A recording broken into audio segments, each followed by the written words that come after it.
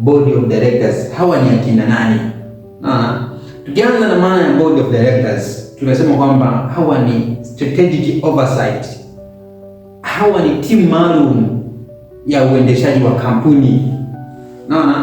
Na kama ni timu maalum, wana majukumu yapi?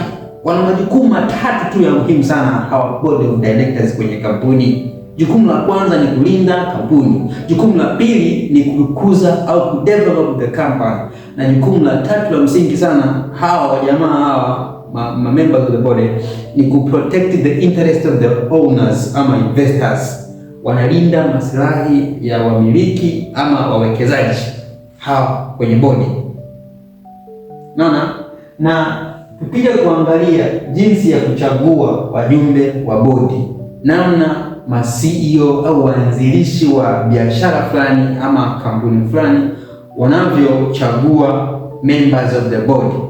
Na kosa kubwa ambalo watu wanalifanya ni kuchagua member of the board kama wakiwa eti kama ni rafiki yako, mdogo wangu, ni ndugu yangu. Ukifanya hivyo, nakuhakikishia kwamba hautaweza kukua, bali nitakushauri kitaalamu zaidi uweze kuchagua bodi ambayo itakusaidia wewe kutoka sehemu moja kwenda sehemu nyingine. Usichague tu kwa sababu ni tajiri, usichague kwa sababu ni rafiki yako umesoma naye, kitu hicho hapana. Na kwa mfano tu, bodi ya director inaweza ikawa na mtaalamu wa fedha.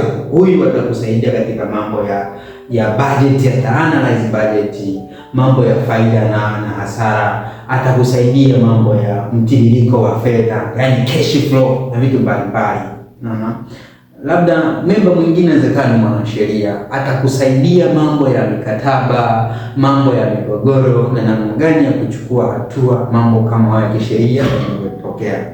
Unaweza kuwa na member of body, labda ni mtu wa masoko, atakusaidia namna gani ya kuweza kublandi, namna gani ya kuweza kuingia kwenye soko, namna gani ya kudili na wateja, watakusaidia.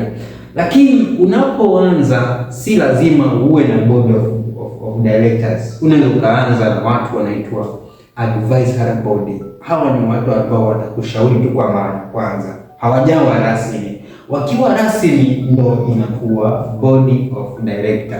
Na wawekezaji wengi sana unapokwenda kuomba fundi kutoka kwa watakuuliza, do you have a board of directors? Yes, kwa sababu ya zile kazi tatu, na moja yao ni protect the interest. How the interest will be protected, ndo uwe na board of directors.